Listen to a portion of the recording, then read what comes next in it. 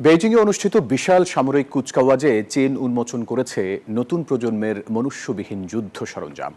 স্থল, নৌ ও আকাশ ভিত্তিক এসব প্রযুক্তি ভবিষ্যৎ যুদ্ধক্ষেত্রে আক্রমণ ও প্রতিরক্ষা উভয় ক্ষমতাকে একীভূত করবে। এই প্রদর্শনী পশ্চিমা বিশ্বের নেতৃত্বাধীন বৈশ্বিক ব্যবস্থা চ্যালেঞ্জ করার শি জিনপিং এর লক্ষ্যকে প্রতিফলিত করছে। দ্বিতীয় বিশ্বযুদ্ধের ৮০তম বর্ষপূর্তিতে চীনের জমকালো আয়োজন পশ্চিমা আধিপত্য বিরোধী নেতাদের একত্রিত করে বৈশ্বিক শাসন ব্যবস্থার নতুন নেতৃত্বের বার্তা দিল চীন। একই সাথে অভূতপূর্ব সামরিক কুচকাওয়াজের আয়োজন করে জানান দিয়েছে অজেয় অস্ত্রের সক্ষমতা। স্থলভিত্তিক মনুষ্যবিহীন সরঞ্জামের মধ্যে রয়েছে গোয়েন্দা ও আক্রমণকারী যান, যা ট্রাক সিসিসে সজ্জিত থেকে মাইন অপারেশন, ট্যাঙ্ক বিধ্বংসী আক্রমণ ও পদাতিক সহায়তার মতো কাজ করতে পারে। কর্মকর্তাদের মতে এইসব প্রযুক্তি সেনাদের যুদ্ধ ক্ষমতা বহুগুণ বাড়িয়ে তুলবে।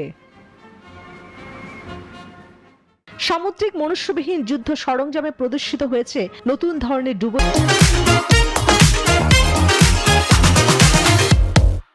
জাহাজ ও স্পষ্টতল যান, যেগুলো স্বাধীনভাবে জলতলের লক্ষ্য শনাক্ত ও মাইন নিষ্ক্রিয় করতে সক্ষম। এতে নৌবাহিনী প্রতিরক্ষা ও আক্রমণ ক্ষমতা একসঙ্গে শক্তিশালী হবে।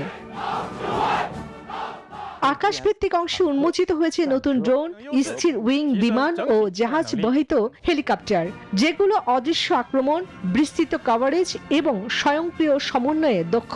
কর্মকর্তাদের ভাষ্য, এগুলো আধুনিক যুদ্ধে নৌ ও আকাশ প্রতিরক্ষায় নতুন মাত্রা যোগ করবে। শি পশ্চিমা নেতৃত্বাধীন বিশ্ব ব্যবস্থাকে নতুনভাবে সাজাতে আগ্রহী।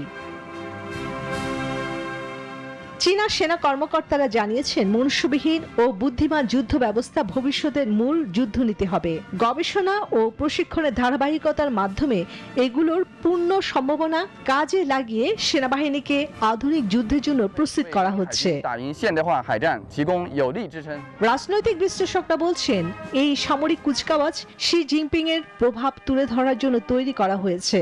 মহড়ার মাধ্যমে চীন একটি স্পষ্ট বার্তা পাঠাচ্ছে যে তাইওয়ানকে সমুদ্রপথে যে কোনো সহায়তা প্রদান করা হলে তা প্রতিহত করার সক্ষমতা চীনের হাতে রয়েছে। চন্দ্রানী চন্দ্রা, নিউজ 24।